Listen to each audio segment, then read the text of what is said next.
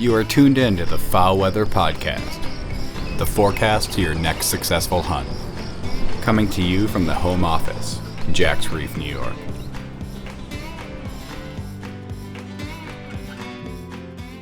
Welcome to another episode in the Young Waterfowl Professional Series.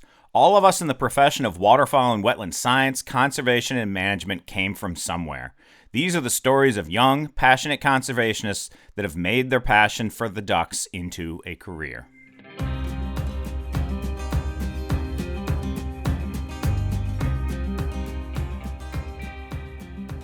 Welcome back, everyone. We did break from our normal format and are running this week another Young Waterfowl Professional episode. So 2 back-to-back Young Waterfowl Professional episodes. We have a great guest today.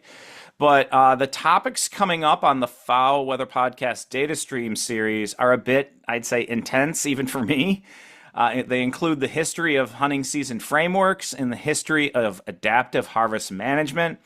So myself and my team need a bit more time to ensure our research on those topics was complete so that we could provide the best and most accurate information possible. So those 2 back-to-back Data Stream series episodes will be coming up after this episode this week. So today we have another great guest. We welcome Dr. Abby Blake-Bradshaw to the FowlWeather Podcast Young Waterfowl Professional Series. Abby is currently a postdoctoral researcher at the, I put famed, quote, famed, Forbes Biological Station located in the thriving metropolis of Havana, Illinois.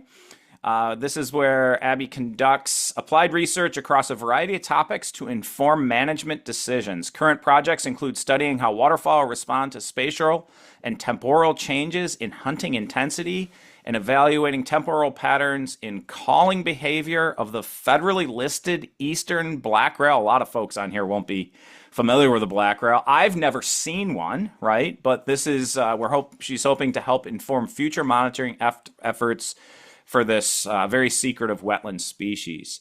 A lot of folks will recognize Dr. Brad Cohen's lab. Abby completed her PhD at Tennessee Tech with Dr. Brad Cohen, where she studied the influence of sanctuary disturbance, weather, and landscape characteristics on waterfowl harvest opportunity in West Tennessee.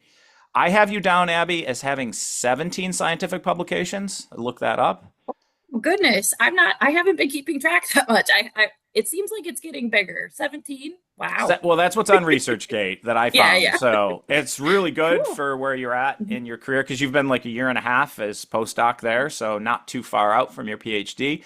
But these topics range from effects of extreme weather events on duck migration, how game farm genetics affects spring migration in mallards, and marshbird use of wetlands. There's probably more there. I just went through a kind of varied set of topics. And personally, when not conducting waterfowl and waterbird research, which this is probably like 5% of your time, Abby, other than sleeping, Abby enjoys spending time outdoors, birding, hunting, fishing, playing video games, watching horror movies, and caring for her numerous houseplants. So another plant nerd just like me. Yes. So Abby, welcome to the FowlWeather Podcast Young Waterfowl Professional Series. Awesome. Thank you, Dr. Mike. I appreciate it. It's good to be here. Thanks. Yeah, no, and we had to delay a little bit. I had like a propane leak in the house that I had to deal with. Turns out I'm out of propane, so we're going to work on getting hot water back at the farm here soon.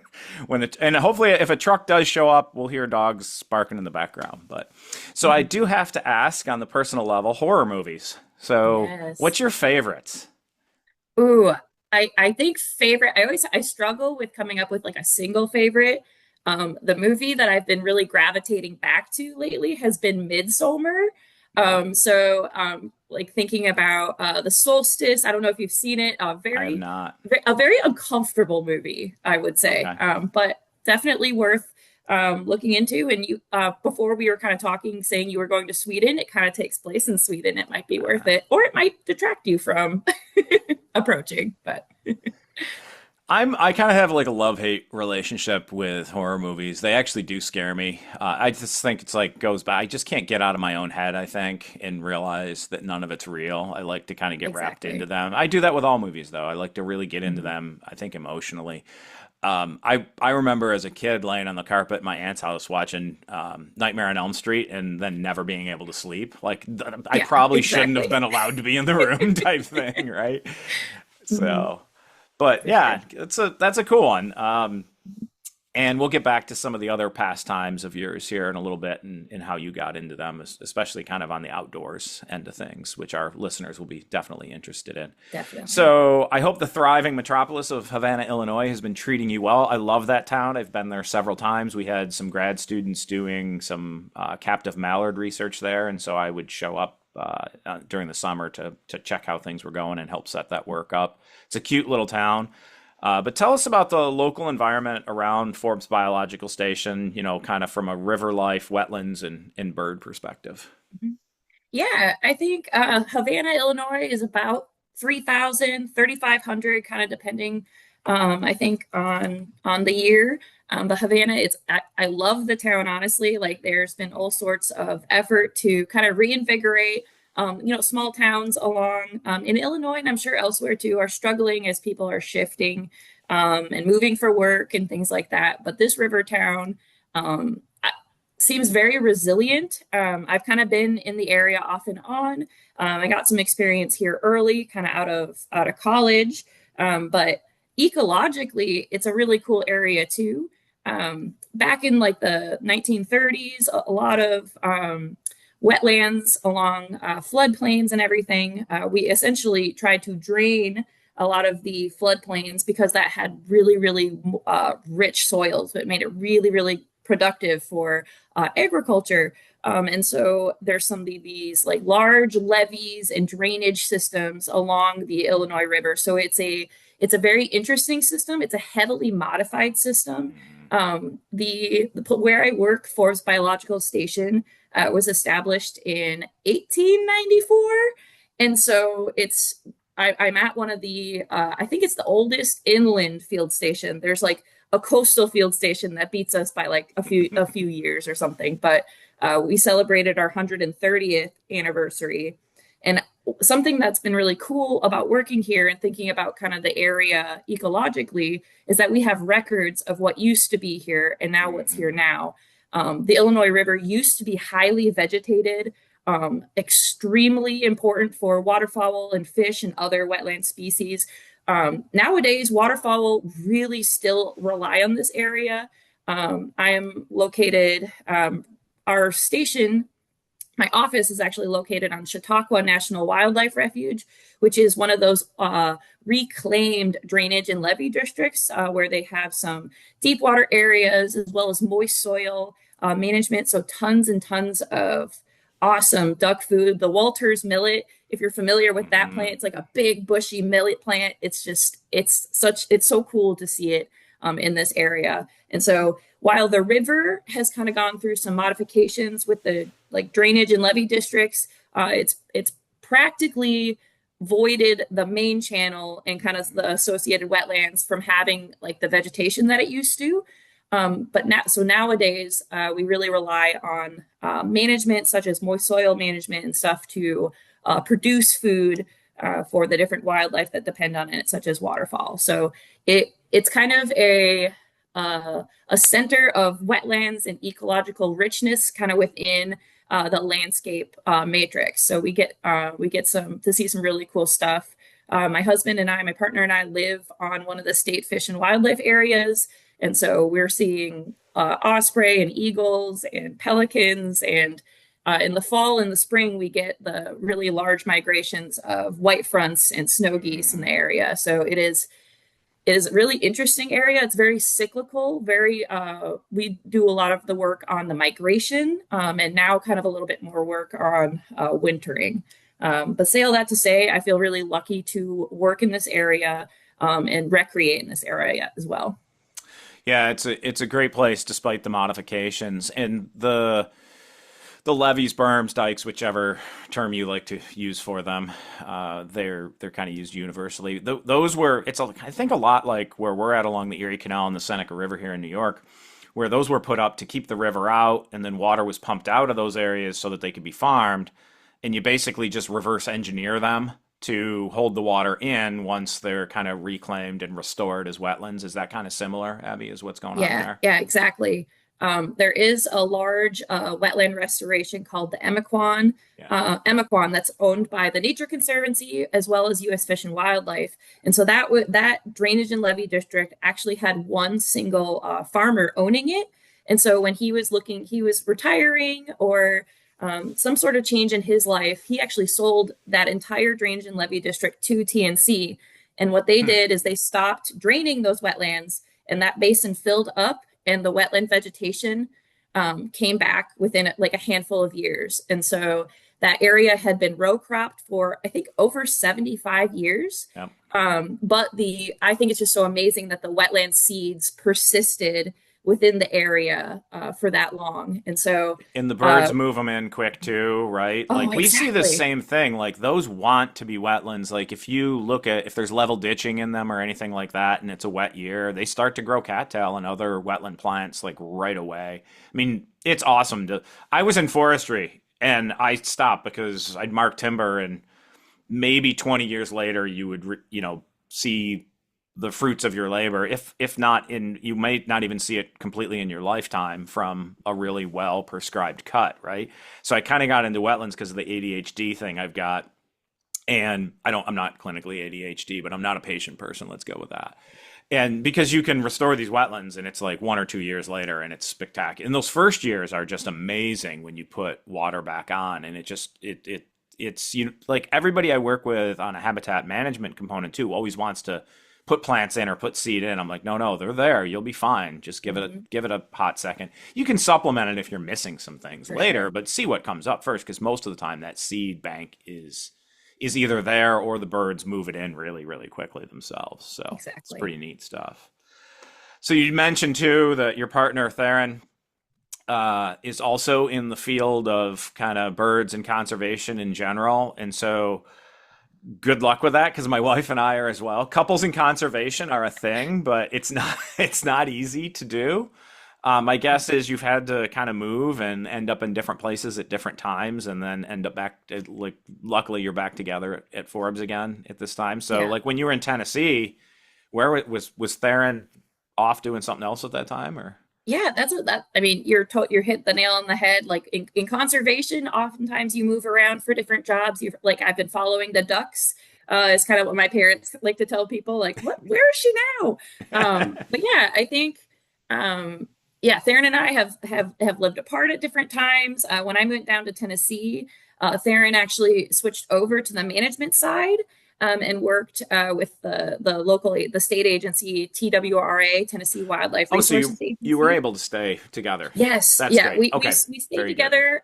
We got down there together, and then he immediately, the Forbes Biological Station flew an advertisement for a biologist, and he was like, "Oh, I'm going to definitely apply to that." And so, we got down there, got established, and then this awesome job opened up. And so definitely some flexibility where we've moved. I worked one summer up in Alaska while Theron was working in Bismarck, North Dakota. So he kind of kept the house under control, kept our dogs alive.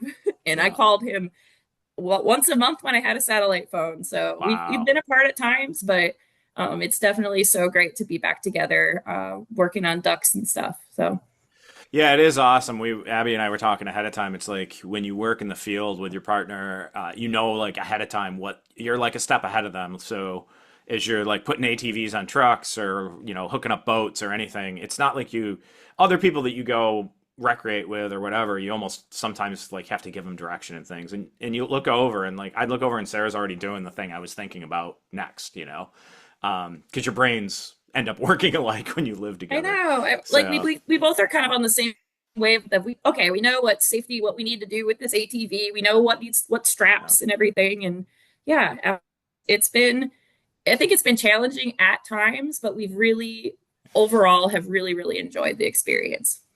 Yeah, I wouldn't trade it for anything. I'd tell people though, be prepared for time apart and difficulty finding a job at the same location just because of limited limited positions. Oh, exactly. But, I mean, Sarah and I worked in different countries, so we were 5 hours away. I was working in Canada for a while she was over here in the States. Then we bought a house, and I was still renting an apartment in Canada for my job. And that's when I decided, like, okay, we've got to probably at least be in the same country.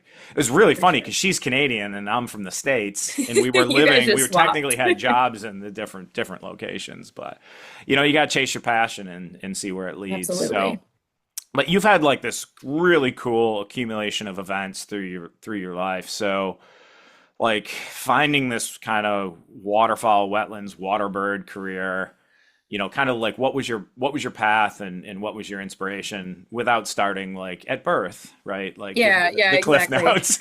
Exactly. I will say I did grow up in northeastern Minnesota around like the Brainerd Lakes area. So I definitely, like, I won't start at birth, but throughout all of my childhood, I was just a feral, like, wetland woods lake girl.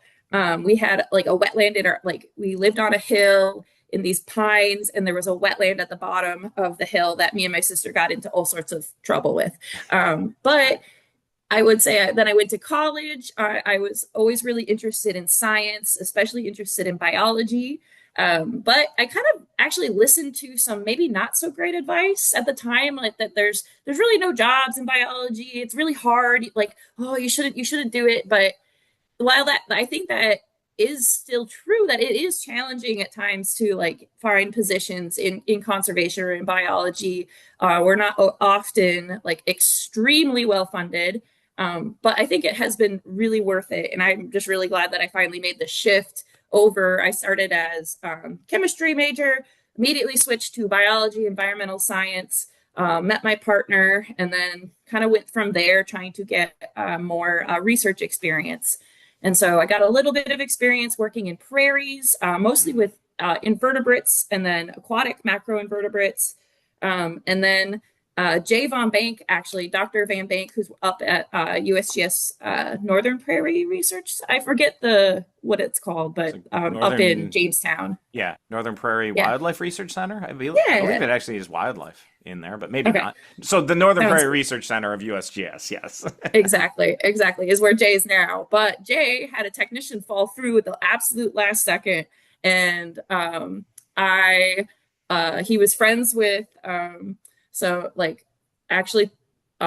my partner's sister is also my sister-in-law and brother-in-law are also in conservation. So we have like a lot of eco people in the family. But I got a connection, and I told Jay, I was like, I can be there tomorrow. Yep. So I started as a technician working for Jay, mostly looking actually at carp diets and seed cores.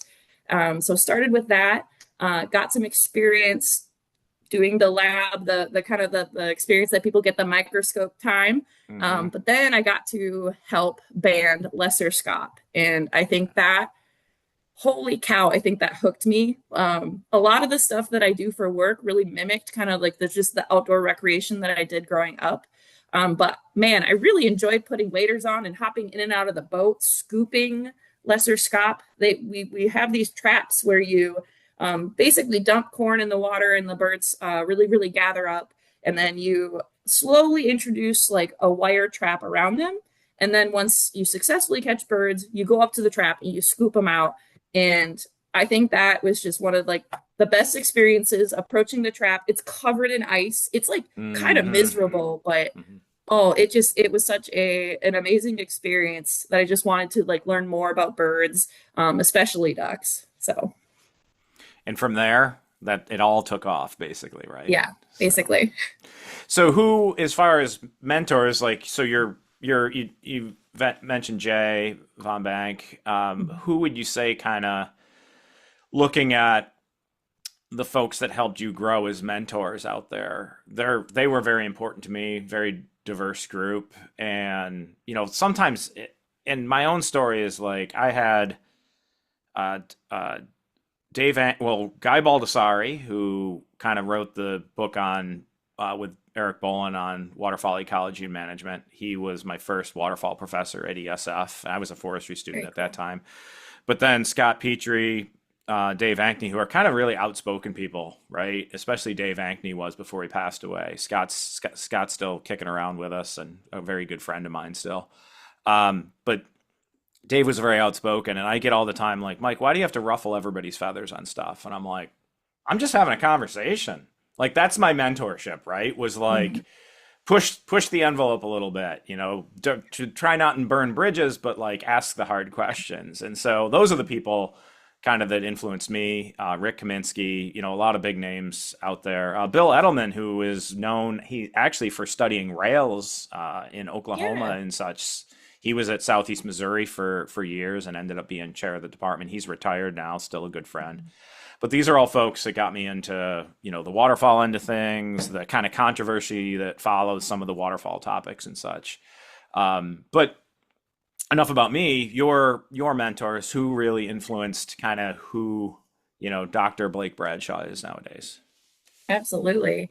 Yeah. When I saw the question about mentors, I was kind of like I first came up blank, which I feel terrible to all my mentors that I was like, but honestly, like I've had so many wonderful people that I've experienced and been able to work for. So I've definitely picked different things that have inspired me about the different supervisors or advisors that I've had. I do think some of my main mentors, though, like some of like the really key like part where I really switched to ducks and got like incredibly focused on that, I think was my introduction at Forbes Biological Station. At the time, Dr. Heath Hagee was the director. Michelle Horath was a biologist. Aaron Yetter was a biologist. He did the aerial survey for many years. And Chris Hine was also a biologist. I really think that group with other people, other graduate students and stuff, just really inspired me. The collaborative nature of the research really, really hooked me. But otherwise, like I've had less so like really like one-on-one mentors, but kind of like that collaborative environment. I feel like I really thrived in and really enjoyed. But otherwise, I remember some experiences when I went to my first duck symposium was the one that was held in Annapolis, Maryland in 2016. Yep. And I was like a fledgling master's student. It was like the poster of what I'm going to do, not even what I had done. So I was like such like a green student there. And I think just like the welcoming of like some different folks within the waterfowl community. And honestly seeing like some other women in the waterfowl community, Diane Egeman, Jane Austen, Lisa Webb, and Michelle Horath at the Forbes Biological Station. Like I think at the time I was like, oh, that's cool. But I think now kind of looking back, I'm like, I think that was really important to see some of these like tough ladies that love ducks and love hunting ducks that, holy cow, they were just really and just knew that like, I'm going to find a place here. I love this.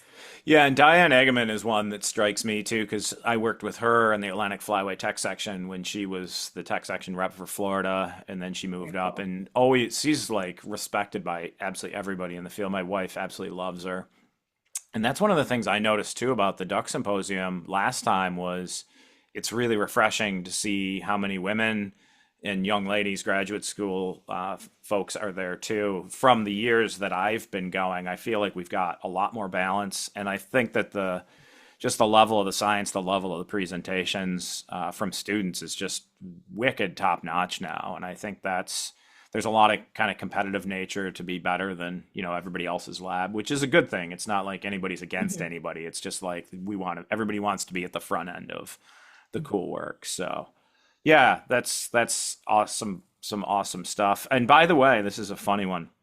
So when I co-taught waterfowl ecology and management with Rick Kaminsky, Heath Hagee as a PhD student was one of my students in class, right? Nice. And I consider Heath a mentor of me.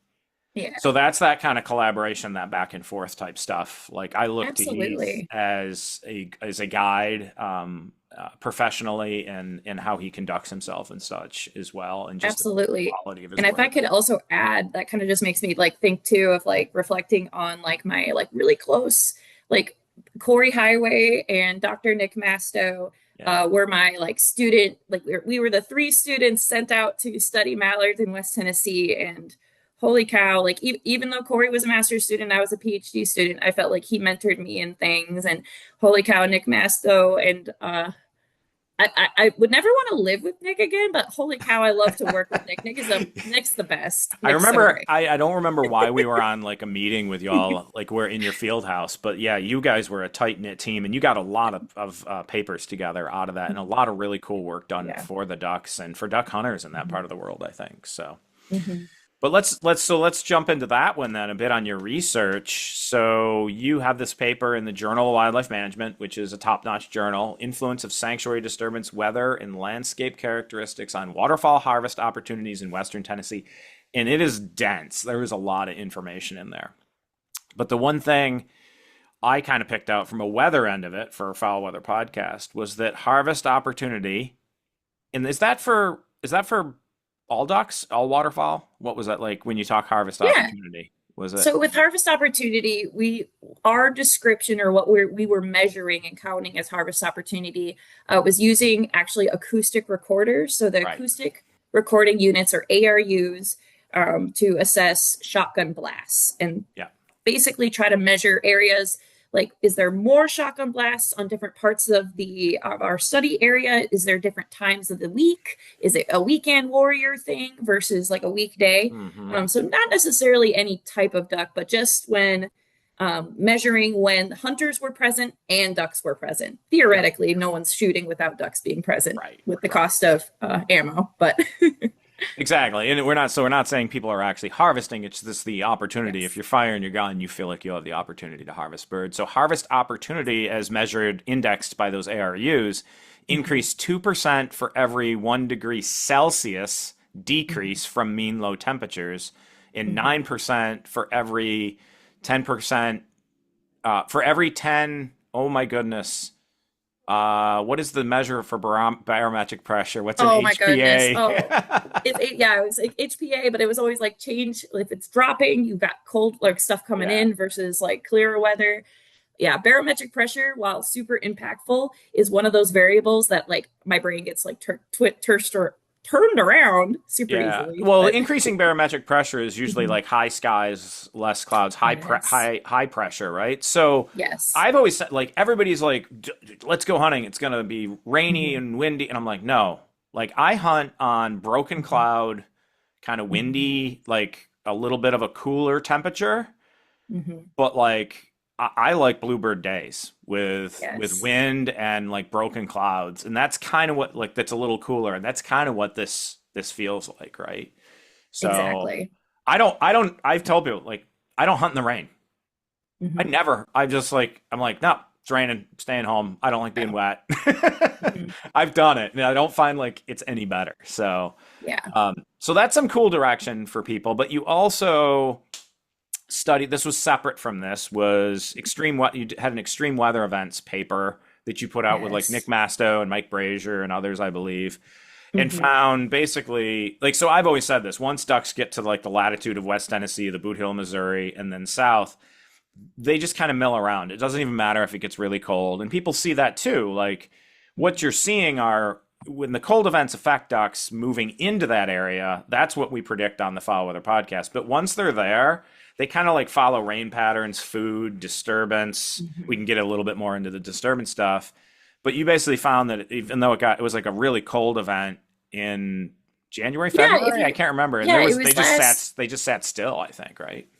Exactly. And I want to do where I actually like look more at, like, because it was mostly like a little bit more anecdotal that basically none of them went south.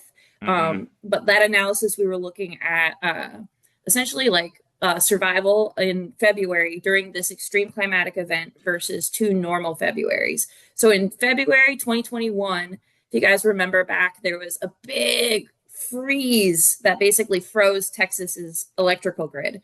And West Tennessee had feet of snow. My partner, Theron, was actually one of my technicians, and they had to take an ATV to the grocery store because they couldn't get out in the car, like through the snow. So it was cold, and it was cold for like 2 weeks straight. And so it was this cold spell that we were kind of looking at. And so, for the most part, the mallards really did seem to hunker down. I think it would be really interesting to look at like different lengths of these cold snaps to see like, okay, at what point are they going to actually move, if there is a point?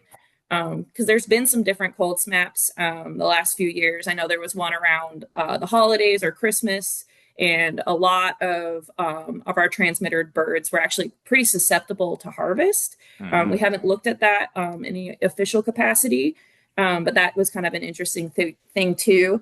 This cold snap happened in February, so they weren't at risk for the most part of hunters, while we had like a veterans hunt, I think, one weekend, and maybe a youth hunt one weekend.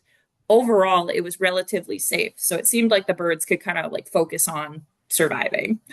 Well, and that's kind of the time of year that you wouldn't expect much migration anyway. I think some folks say it's like mid-Jan. Some people say it's the solstice. I've seen, having worked, I think it depends on where you're at, right? Sure. Like I worked on the Great Lakes all winter long from December 20th to March for 2 winters. And the end of January seemed like the key date. Like if they didn't move by then, whatever numbers you had were sticking there. And I think as you go further south, that might move more towards the solstice to some extent. These are things, I think, as much as we know about bird movements, there's things where we're definitely still learning. But that February period with mallards at that latitude, I would expect them just to try to stick it out, because over their lifetimes, from what they've learned, these events don't typically last very long, right? And so I think some of them have learned to stick this stuff out. But there's the other thing, like, I don't know if I'm always convinced of the learning thing either, because on any given year, most of your birds are juveniles on any given year. And so you can't be like, well, long enough to get enough right. And they're not, and the juveniles don't follow the adults. They really don't do that. It's not like in geese or anything. So this is really through evolutionary processes of who lived and who died based on behaviors. And so it seems to be adaptive for them to try to stick it out once they get to more southern latitudes. I think as you go further north, the reaction more so is when weather hits, you better go, because the likelihood of that cold snap existing and then you getting stuck there with low fat resources and not being able to leave is that much greater. So what did you find for survival, though, in those cases? Because I think you also kind of tested for survival of those birds as well, didn't you? Yeah. So looking at survival, we weren't really expecting a ton of our mallards to really drop. Like, even though it was a 2-week really cold period, like we're studying mallards. They're tanks. They're tough. But we did find about 9% of the birds, we had some like confirmed mortalities. And so that doesn't necessarily mean 9% of the birds died, but like our transmitters come online and come offline. But we were able to verify, I think, about 20 mortalities out of maybe we had 150 or 200 marked at that time. But say all that to say they did have higher mortality, I think like 4 times higher than a normal February when I was looking at like month long. So definitely like could have had a small impact. I don't know. At first I was like kind of maybe speculating of like, okay, well, maybe fewer birds showed up to the breeding grounds and that could affect something. I'm not sure really who all made it there, how many fewer made it because of this event, or if it's something else that's going on. Definitely not to throw a huge wrench in it, but we are marking these birds with GPS transmitters. And so if there's anything too that makes them more susceptible to like weather with that, we try like very, very hard. Like we did all sorts of, we had an aviary, we had birds in an aviary with like transmitters on, kind of looking at like whether it was like rubbing or keeping their waterproofness. And so I think we did our due diligence of deploying these transmitters as best as possible, but say all that to say that there could be something there too. Yeah, and we've had on the Finger Lakes, there tends to be like this low-hanging freezing fog that happens a lot, and we find that they have that moisture, the transmitters ice ball on those birds, and then they try to dunk to get the ice ball off, like if that's what birds do, to try to get it off their feathers, and they can fluff their feathers and the ice tends to fall off, but the transmitter actually just continues to build ice into a ball.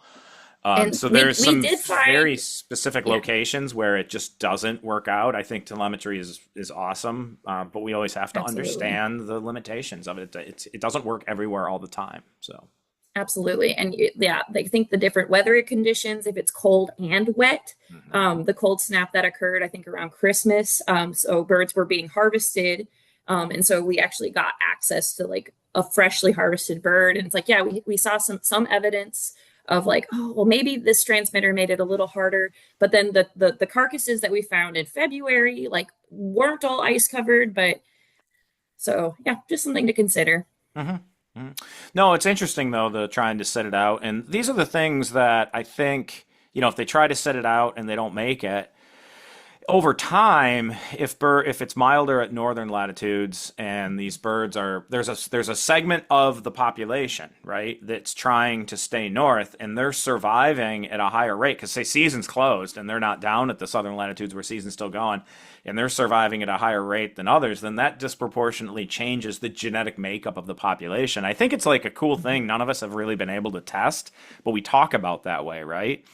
Absolutely. And I feel like last year we saw, and it wasn't, there's these images of ducks just floating on the rivers in mid-Missouri, and it looks like a lot of ducks, but like as compared to like what's on the continent, maybe. But it does seem like that line of like where ducks kind of hang out and want to just try to sit still and mill around, it might be moving north a little bit. And that could be from maybe the genetic makeup of the mallard population is changing, where those birds that are trying to stay north aren't dying. And so that genetic kind of makeup in the population increases. And if your generation you're producing a new generation every single year. So it's kind of pretty strong selective pressure. And you've got a lot of generations really quickly being pumped out too, right? So yeah, death is a pretty strong selective pressure. Yeah, exactly. You can't reproduce if you don't make it through the winter. But yeah, like thinking about like maybe potentially shifts in like wintering locations, or if that's shifting further north.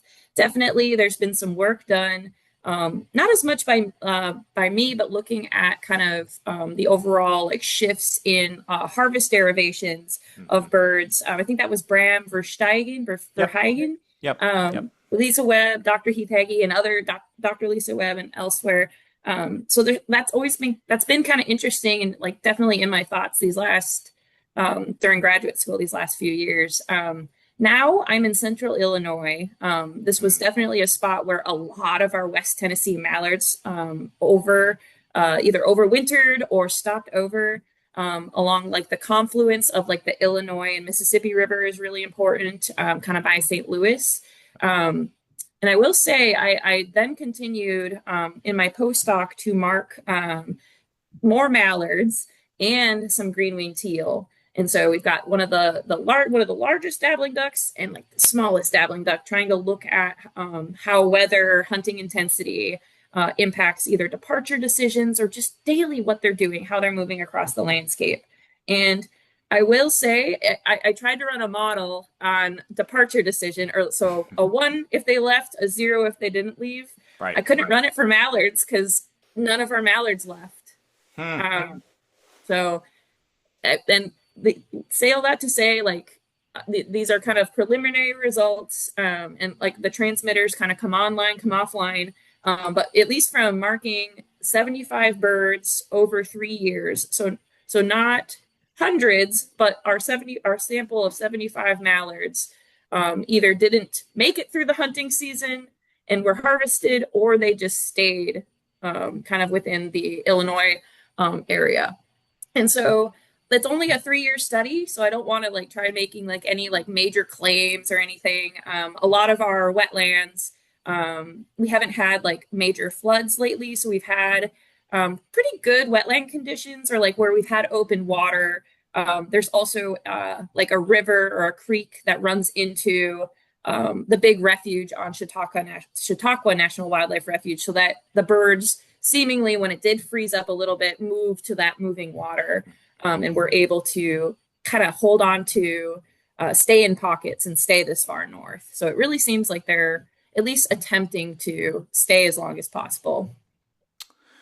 Yeah, and that's what we've seen quite a bit too is a lot of that. In the paper that Brahm, Lisa, and Heath, I think there might have been somebody else on that. There's a few others as well. I apologize for leaving anybody off that.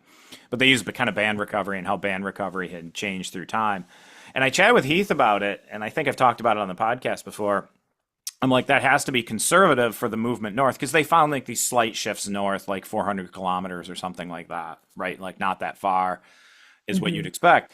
But I'm like, if the hunting season's closed and a bird has a band on it, it can't be recovered. So that has to be a conservative estimate. And Heath is like, well, there can't be that many ducks staying that far north with bands on it. And I'm like, yeah, I don't think you've spent enough time up here yet, Heath. Now he's in Bismarck, so maybe he'll get another feel for what it's like.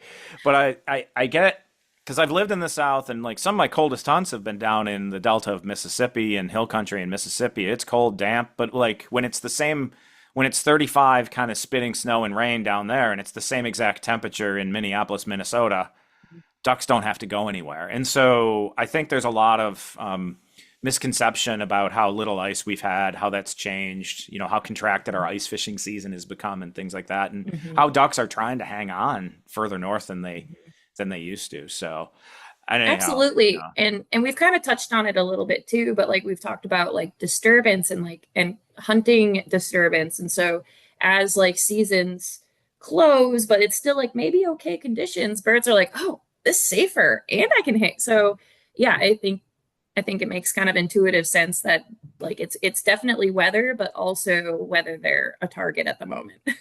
Right. Yeah, exactly. And so do you want to speak a little bit? You talked about disturbance stuff, and that was like a lot of what you did in your work in Western Tennessee. So do you want to just hit on kind of the highlights of how you tested for disturbance and what it did to birds and kind of what it did to that kind of hunting potential or hunting opportunity as well? Yeah, absolutely. So we kind of started talking about the harvest opportunity and like the study that we did with the acoustic recording units. So kind of thinking about it kind of from the hunter's perspective, or at least for that to line up. But alternatively, or at the same time, we were marking a subset of mallards with those GPS GSM backpacks. And so we marked, I think, about 500 over 3 years. And then once we had a good, like at least 10 birds marked on a sanctuary, we would then start introducing disturbance and evaluating how those birds moved in response to that disturbance. And so the state agency, TWRA, was wanting to learn more about sanctuary use by these birds. And so specifically talking about a spatial sanctuary where it is closed to hunting or any sort of other sort of access or recreation. So no birding, no riding your ATV, no running your dog, and things like that. And so I was trying to evaluate whether these sanctuaries could handle maybe some of these non-consumptive forms of recreation like birding, photography, something like that. And so we essentially expose birds to pedestrians, to people driving the ATVs through the refuge, and the truck survey that the biologists predominantly do to count the number of birds on the refuge. And so for the most part, birds that we were looking at really used sanctuaries heavily. I think across the like pre-hunt, hunt, post-hunt, our birds used like sanctuaries during the daytime. Like 83% of like locations were on sanctuaries during the day. So, I will say that there was like a little bit of sampling that I had, or filtering that I had to do to actually like compare my disturbed and control birds. So that wasn't necessarily every single bird, but the birds that were using sanctuary, period, were using it very heavily. There seemed to be kind of a smaller subset of birds that found safety elsewhere and kind of would revisit those places. But that is a little speculative and needs a little bit more actual analysis and thought. But for the most part, the birds were pretty predictable in what they were doing. They wanted to get to the sanctuary in the daytime, forage, or just hang out there, and then they would move off sanctuary in the evening. And so some of the main things we found were that actually the pedestrian disturbances caused greater changes in movements and space use than the ATV or truck. And so while I think that was kind of interesting, like I kind of wonder if like the pedestrians, like we would just be wearing like our field clothes. We would try to avoid wearing anything like too bright. So we probably looked like hunters or birders. So I don't know. Some research has found like, oh, pedestrians are like the most disruptive. And so our data maybe yields a little bit of support for that. But I think some of the main takeaways is that when we disturb birds for an hour, we'd be walking around the refuge, driving around the refuge on ATVs, or in our trucks. The vast majority of birds did not leave sanctuary. Like even like as we followed them around, the vast majority did not leave sanctuary. And the only like decreases in sanctuary use were like before the hunting season. And so when we disturbed birds before hunters were on the landscape, they'd leave sanctuary a little bit. Like they'd go find somewhere else and then come back. But during the hunting season, if you disturb them, it anecdotally, they were getting up and it looked like they were just landing on just behind the tree line on the other part of the sanctuary. Looking at the data, we definitely saw that they continued to use sanctuary even after we got in there and disrupted them. So some of our kind of takeaways were that like based on like the surrounding landscape of risk, we believe that even though we were introducing some risk, some disturbance, it seemed like they were potentially categorizing the outside risk as greater. That makes sense. And so one of the things that I've tried to express on the FowlWeather podcast, and kind of one of the reasons for it, is that we try to produce these, forecasts that tell people like Thursday, if you're going to go, is when there's going to be a migration. And now, and we've kind of seen this in the Cohen's lab. Some of this is your birds. There might be like 5 to 8 migration days, like big movement days, and I would say 8's even maybe generous at times throughout the season. But people are going like every single day, so they're creating this landscape of risk that is constant for these birds. Predictable. And that's, very predictable, sure. Right? And so people are like, well, why aren't I shooting any birds? There aren't any ducks. And I'm like, well, there are. It's just you've created a landscape that they don't want to be in because it's dangerous and predictable, or perceived as dangerous and predictable. And so when they are probably shooting birds to a large degree, is my estimation, is those flight days that we're trying to show them. There are weather events that happen, as you showed, with like decreasing temperature, increasing barometric pressure, other things where birds will move around, where there's, there is some local movement still. And some of that is there's trickle days. There's always trickle of birds moving in from the north too. But these big flight days are kind of like what you would remember. Now, if you go every single day and you get 5 good shooting days, you're going to be like, my season sucked. But if you go half the number of days and you get 5 good shooting days, and then maybe your days you went are a little bit better because you didn't have like this predictable landscape for these ducks every single day, all day long. Exactly. Maybe you can create a better hunting season for yourself. And I've said this tons of times since we've started using this algorithm. I hunt half the time and kill twice as many ducks. And my hunting satisfaction has gone way up. I get more done around the house because I'm not in the duck blind every single day. Exactly. And that adds to satisfaction and like family stability and everything. Oh, for sure. That stuff adds to it. And like, we were finding for the most part, the birds, they weren't leaving. And actually after we disturbed them, when we were with those acoustic recording devices, we had like approximately 30% or like a third less shooting. So behaviorally, it seemed like the birds would get up, but then hunker down. And so that kind of makes sense then if you're disturbing the refuge or the sanctuary. The original thinking was like, oh, you gotta disturb those birds to get them out and get them to like out and explore. But potentially we're seeing that they're hunkering down and they're doing the exact opposite. So I think that's really interesting and maybe a little tangential to like the point of hunting fewer days, but like hunting fewer days and shooting the same number of birds, you're making the risk less predictable. If you have one location that you hunt, you're there every day.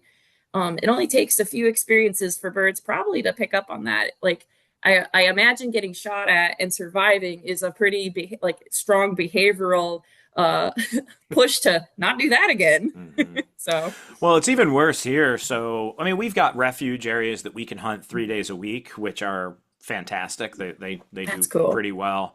But then we've got our state lands are just wide open, and they're also wide. We also put pheasants out around these wetlands. We have deer hunters. We've got dog walkers, birders, and like you'll go on opening day, a 90-acre wetland will have like 1,000 pintails on it. And they get shot from Saturday till Monday. Maybe, I don't even think Tuesday's any good. I used to go back on like Thursday and it was okay. But the pressure is so insane that we basically, from, 8,000 acres of wetlands on the state land, blow them out in 3 days. And then even though they could kind of trickle back from the refuge because there is good food and they manage really well for moist soil and emergent wetlands there, then there's just like, because pheasant season opens at the same time. So then like every single day, there's just somebody walking that wetland and there's guns going off near it because people are shooting stocked pheasants. And it just does not add up at all. And that place is just a ghost town for ducks the rest of the season. Now, the good thing is the spring, as you know, is like the bottleneck for foraging. And it almost like conserves the food for these birds. Yeah. You and I talked about this at the Duck Symposium. I wanted to use ARUs and look at like kind of the trade-off of pressure and food and then how much the birds use different areas in the spring, with the idea being where you had like moderate amount of food but a lot of pressure, or a high amount of food and a lot of pressure. And then your ARUs would say those gunshots just completely decreased. But the estimate would be in the spring that your bird use would be that much greater because you've basically you've conserved food because you've like ducks don't feed where guns are going off, basically is what it is. So it's kind of like be a spin on yours but it like almost like a bad thing for hunters because you've blown birds out of the area, but a good thing for the ducks in the spring because you have a really super abundant food resource that's left. So just kind of a cool question in general. But I really think like what I like about your work with the sanctuary stuff is everybody always says, well, why don't we just hunt the sanctuaries? And that would just make duck hunting better because that would just push all the birds around. They find nooks and crannies and they try to, when there's that much pressure, they try to sit still. And I think to some extent, that's what we're getting when people say, we don't have any ducks. I'm like, I think you have ducks. I think you've created a landscape that's not beneficial to the ducks because they can't move around freely at all. And it's also probably reduced your hunting experience and your opportunity to see and harvest birds. Is that kind of your sense of maybe what is going on out there? I think so. I think that has kind of been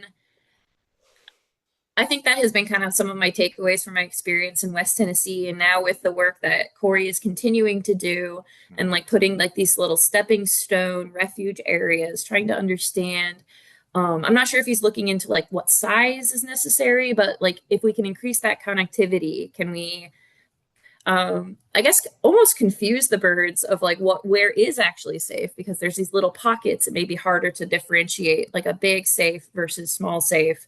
So yeah, I think that definitely makes a lot of sense. Yeah, and that some of the stuff that came out of that research too is like the temporal thing didn't work. It took like more than 7 days. And I'm like, and Masto and I talked about this and I kind of disagree. I'm like, yeah, but people are still shooting birds. So what are they shooting?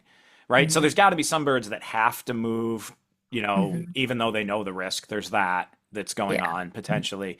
But then I think that where I think is happening is those are flight birds that don't know what is safe and not safe yet, potentially, because it's not like you're not shooting birds, right? Like there's lots of places that close for 3 days and they're still killing ducks.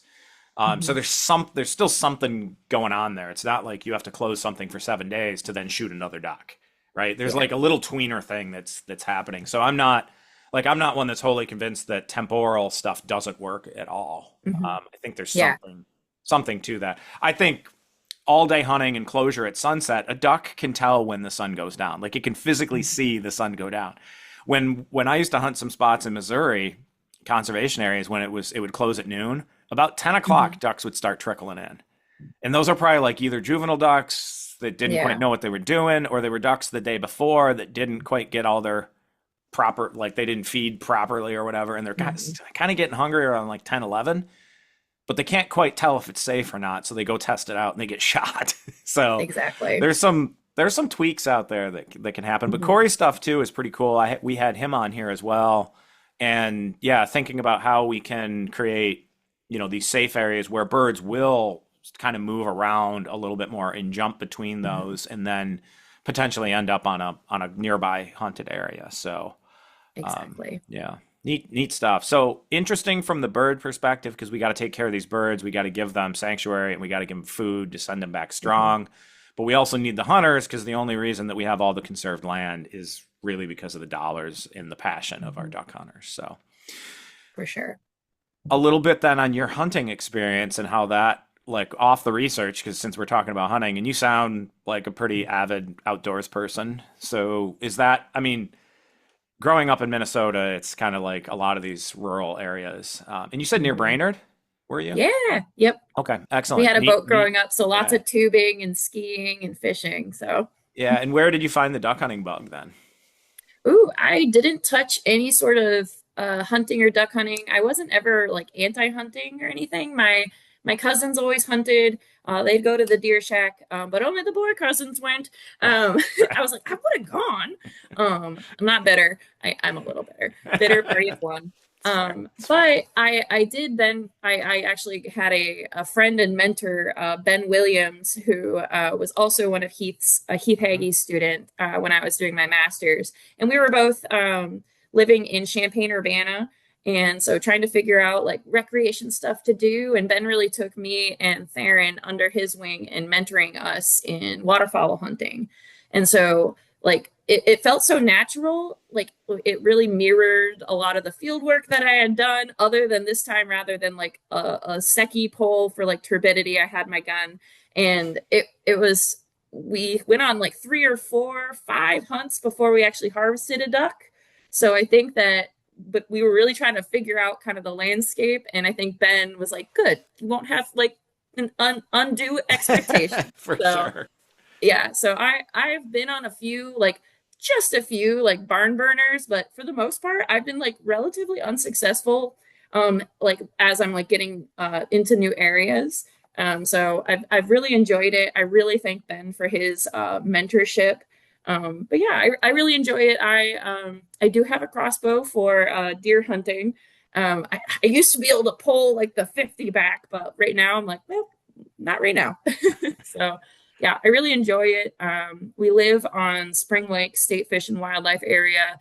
And so there's 4 moist soil units that they draw for 3 times a week. And so we've done most of our hunting there, and it's been lovely. Handful of green wings, some gadwall. I like a good mixed bag. Mm-hmm. Yeah, and you've got it where you're at in the Illinois River Valley too. I mean, you can shoot just about every dabbling duck other than cinnamon teal, I would say. Yeah, exactly. Get there. And some weird stuff shows up on some of these larger water, Emaquan, that TNC marsh. There's some hunting that occurs there, and there's been some eiders. I don't think a cinnamon teal, but definitely some like a scoter, a black scoter. Yeah. Interesting. Yeah. Long-tailed ducks end up getting shot in like Alabama every single year on like big reservoirs they end up on and such. So yeah, you can always see some funky stuff. So back a little bit to the kind of thinking about yourself as a young professional, kind of like, what do you feel like the most critical life lesson is that you've learned to date, and kind of how that's going to aid you in your career moving forward? I saw that question and was like, wow, that's a big one. Well, we're trying to get, yeah. Like, I'm trying, like, thinking about like undergrads and stuff too, and master's students and others, like people working up through the field of waterfowl wildlife. We have high school students that listen, right? That want to just go to college for this type of stuff. So I try to like empower them with like other people's experiences, because I could talk about it, but my experience is just my experience, and you definitely have had different experiences than me. So, yeah. Yeah, I think critical life lessons, like some of them have come through some of my field work. I've done a lot of field work the last 14 years. And so I would like to, I think like at the front be like, safety is important, but very truly take your safety seriously. Either work in like a buddy system at times in the field. But yeah, I think I would say like prioritizing safety, but then also just really caring for and supporting your people. I think is kind of the way to go. I think that other like personal skills or like soft skills sometimes are really hard to put forth on your resume or CV. But communicating with different people and communication skills, I think have been incredibly useful in diffusing situations or moving forward in situations. In the collaborative nature of a lot of waterfowl work and ecological work, I think Yeah, honestly, like just really thinking about how you communicate and care for your team, I think is kind of one of the main things that I have really hung my hat on. And I know I'm not wasting my time when I'm taking care of my team. Yeah, I think about that even like as you and I were trying to schedule this and oh yeah, so how'd skydiving go with your dad? Did you go? So I didn't end up going. I Oh went to a no. concert the night before and so was like, I'm not gonna do that. But my father skydived in South Central Washington, and he saw what is it, Mount Rainier, Mount St. Helens, and St. Adams, or Mount Adams. And it was a beautiful, clear day. It was amazing. And today's his last day of his career, his last day Well, of school forever. So good for him. yeah, I it have a was friend that just retired from teaching middle school as well, and so awesome. he's excited to actually be able to spend some time hunting with me because he's hasn't been able to get away. He's also coaching football and hockey and Oh other my stuff. gosh, So yes. Yeah, yeah, my dad was a teacher for part of his life, and holy cow, teachers, you're the best. yeah. Well, thank you. Yes. So Yes. it is a heavy lift at Mhm. times. No, that's cool stuff. And yeah, communication, partnering properly, and none of us really work in a silo. I mean, when we build the podcast, when I go into these complex topics, I email my colleagues and I'm like, hey, is this right? I'll like take a section of text and be like, is this am I categorizing this correctly to make sure that we're Mhm. getting the information right? And so you have to keep those connections among everybody in For the sure. field. And it's a small field. I mean, Duck Symposium has like what, 300 people at it or Mhm. something. And it all feels like it is, you've noticed as you've gone to them, you know more and more people, and it's like showing up with family like every single time. So just an Mhm. awesome group. So if you weren't a duck nut, you weren't a waterbird, weren't a Mhm. waterfowl person, what would you be doing? Ooh. I think growing up, I was always thinking I would be like a paleontologist, probably.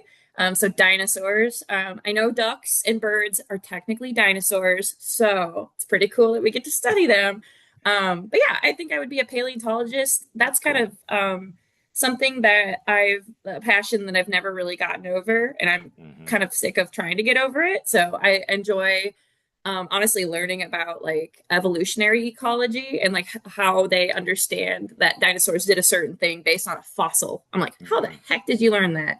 So I think like a career like that, something doing science, it feels kind of like we're problem solving or we're trying to understand the world. And so I think that would be I think that's kind of who I am. And so I think it would be just in a different science, essentially. Yeah, that's a fun one. I think a lot of bird nuts might kind of say the same thing. But I tell you, we'll go kind of in the teaching perspective now. When I teach ornithology each spring, we're finding so many fossils and filling in gaps in our information all the time that is the hardest two-part evolution of birds, the hardest two-part lecture that I give Mhm. because I have to revise it heavily every single year. And then I tell students, I'm like, if you're really into this paleontology stuff and kind of bird Mhm. evolution, keep track of the scientific literature that comes out. And by the end of class, what I told you at the beginning of ornithology 4 months ago will no longer all be correct.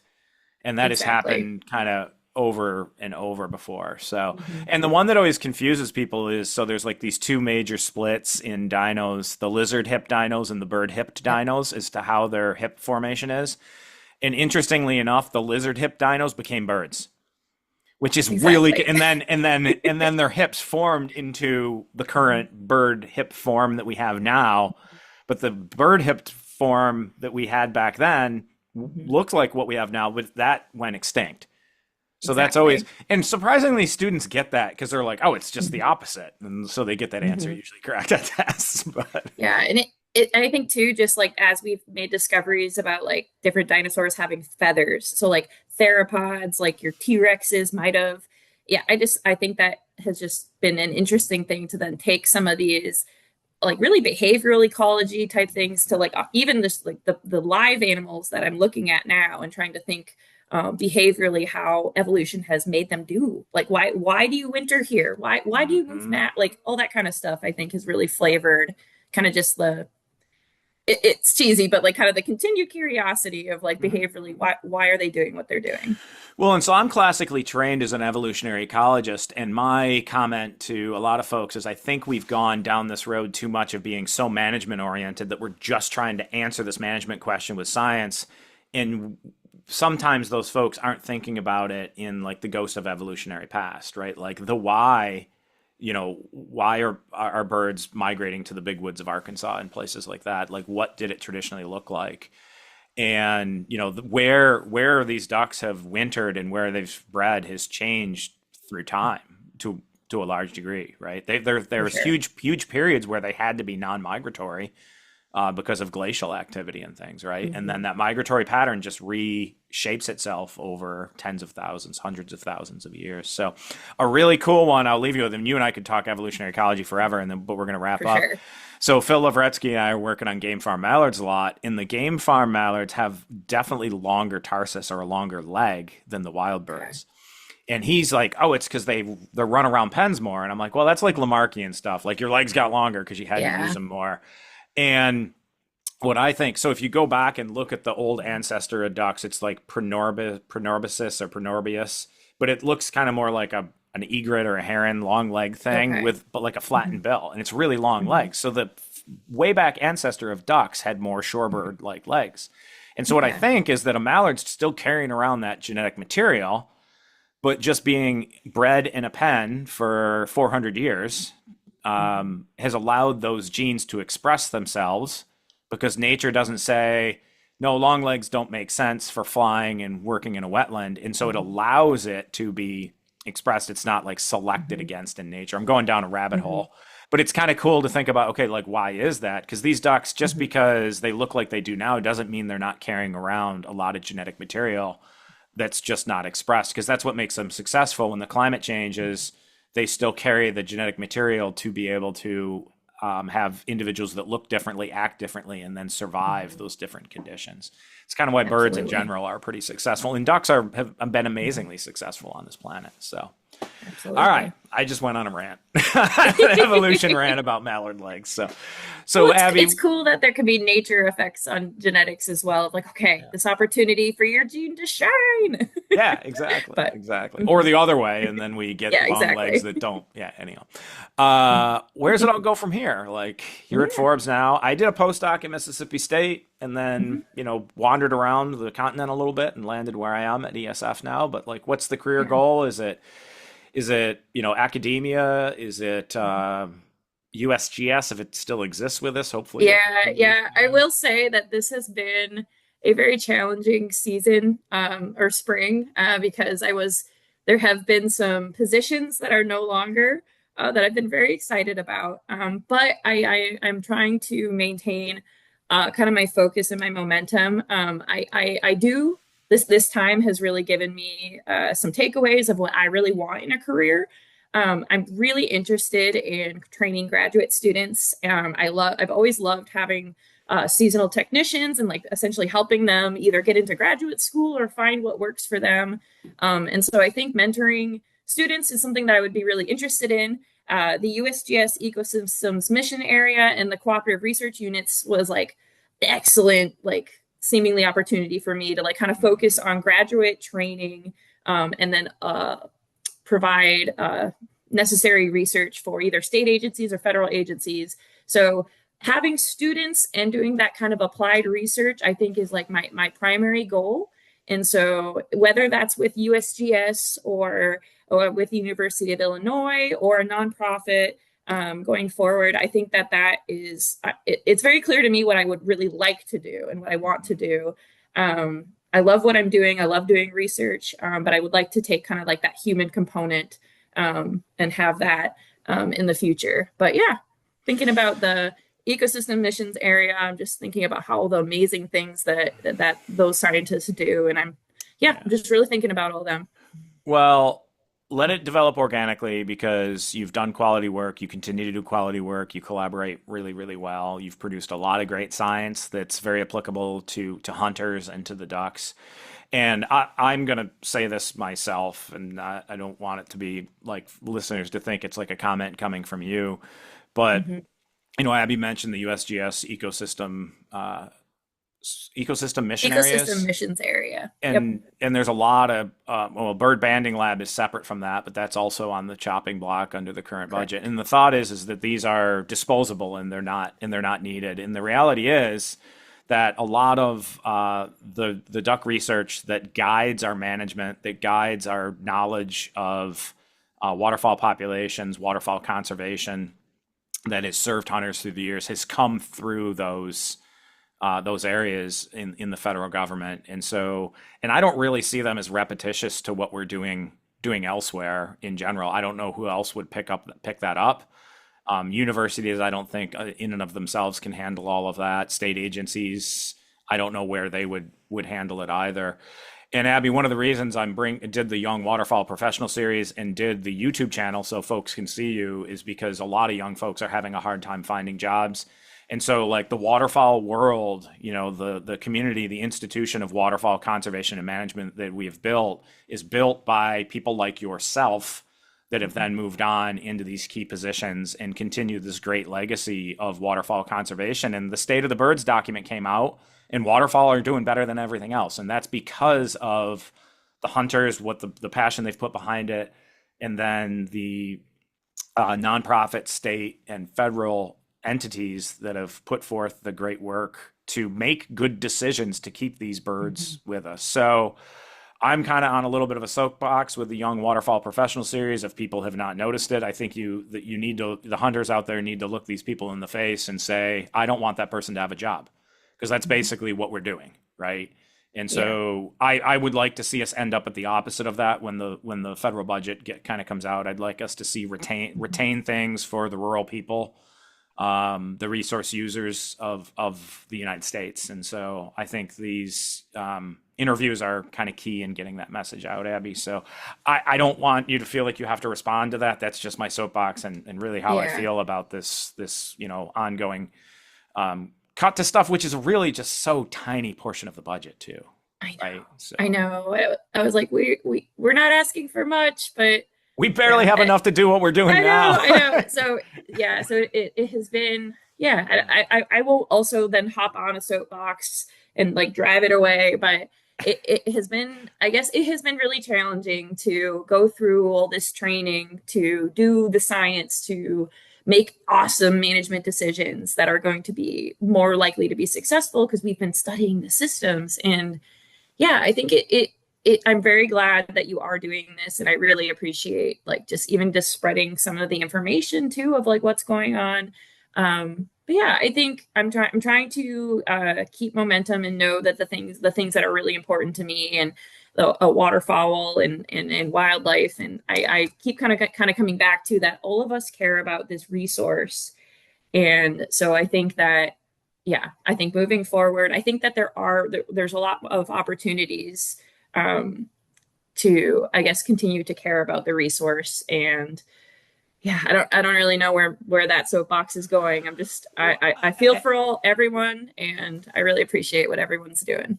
Yeah. And I think, Abby, maybe, I don't want to put words in your mouth, but this is what I'm hearing is I think a lot of duck hunters don't understand all of the nuances, all of the work that is behind the experiences that they've had. And I'm not going to sit and take credit for all of it in the least. It's just like we're all a little tiny piece of that.